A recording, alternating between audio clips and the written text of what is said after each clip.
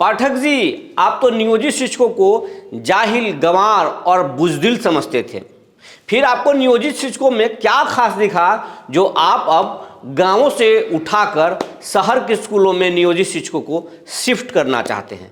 आखिर आपको कोई सपना आया या आपको किसी ने मशवरा दिया कि आप नियोजित शिक्षकों को शहरी स्कूलों में पोस्टिंग करना चाहते हैं? आखिर आत्मा कैसे परिवर्तित हुआ आपका? जी हाँ, मैं हूँ विपुल कुमार और आप देख रहे हैं सूर्य विहार डिजिटल न्यूज। शिक्षा विभाग के अपर मुख्य सचिव के पाठक का आत्मा परिवर्तित हो गया है और अब नियोजित शिक्षकों को लेकर एक बड़ा पत्र जारी किया है और बिहार भर के सभी डीएम को चिट्ठी लिखा है और कहा है कि सक्षमता परीक्षा में जो नियोजित शिक्षक पास होंगे उनको गांवों से हटाकर अब शहर में पोस्टिंग देना है। और उन्होंने अपने पत्र में यह भी कहा है कि टीआरई 1 और टीआरई 2 में लगभग 2 लाख शिक्षक बहाल हुए हैं, जिसमें से 35,000 नियोजित शिक्षक हैं और सभी बीपीएससी शिक्षकों को गांवों में पोस्टिंग किया गया है और बीपीएससी शिक्षकों को गांवों में ही आगे भी पोस्टिंग दिया जाएगा, क्योंकि गांवों के बच्चों को पढ़ाना है, बीपीएससी शिक्षकों से पढ़वाना है। लेकिन नियोजित शिक्षक जो राज्यकर्मी बनेंगे, जो सक्षमता परीक्षा में पास करेंगे, उनको शहर के स्कूलों में पोस्टिंग करना है।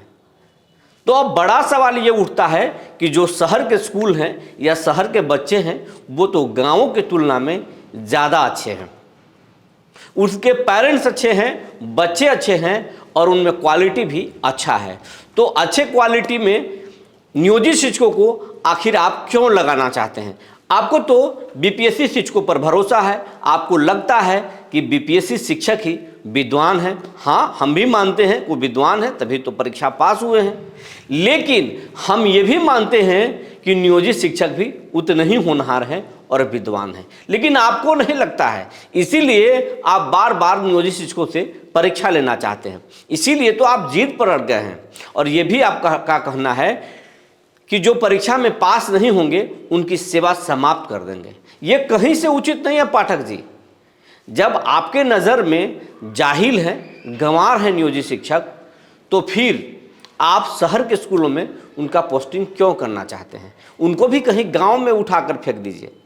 लेकिन नहीं, आप नियोजित शिक्षकों से भली भांति परिचित हैं, बस आप तो जीद पर अड़े हुए हैं, नियोजित शिक्षकों को सिर्फ नीचा दिखा रहे हैं, क्योंकि आपके खिलाफ अब नियोजित शिक्षक बोलने के लिए खड़ा हो गए हैं।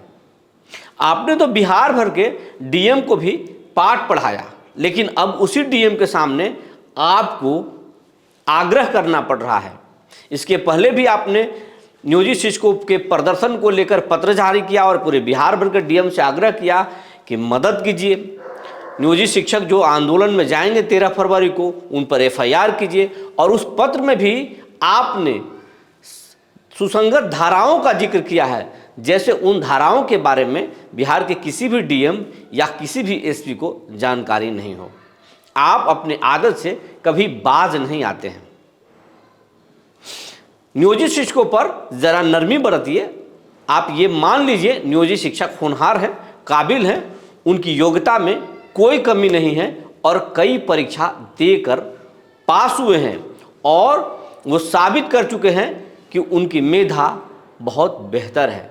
लेकिन आप अपने जिद पर अड़े हुए हैं और सक्षमता परीक्षा लेने पर तुले हुए हैं कि सक्षमता परीक्षा देना ही होगा, वरना आपकी सेवा समाप्त कर दी जाएगी। नियोजित शिक्षक सक्षमता परीक्षा से नहीं भाग रहे हैं, बस डर रहे हैं आपके नियत से कि आप उनको जेलसी में यानी जलन के कारण आप उनको फेल करा सकते हैं और उनको बाहर का रास्ता भी दिखा सकते हैं। अगर आपका नियत ठीक हो और विभाग नियोजित शिक्षकों पर कोई पक्षपातपूर्ण रवैया न अपनाए तो सक्षमता परीक्षा देने से कहीं भी नियोजित शिक्षक नहीं भागेंगे। पहले भी कई परीक्षाएं दे चुके हैं और उनकी बहाली 60 सालों के लिए हुई है, लेकिन अब अचानक आप उनको नौकरी से ही छुट्टी करना चाहते हैं। इसीलिए तो तरह तरह के नियम और कायदे ला रहे हैं।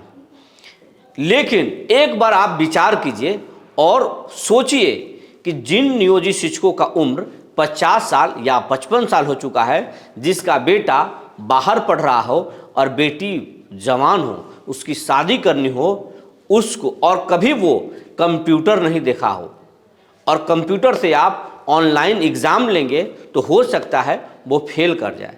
और आप जब बाहर के रास्ता दिखाएंगे यानी नौकरी से की सेवा समाप्त कर देंगे तो फिर वो कहाँ जाएगा? आखिर क्या करेंगे वो नियोजित शिक्षक?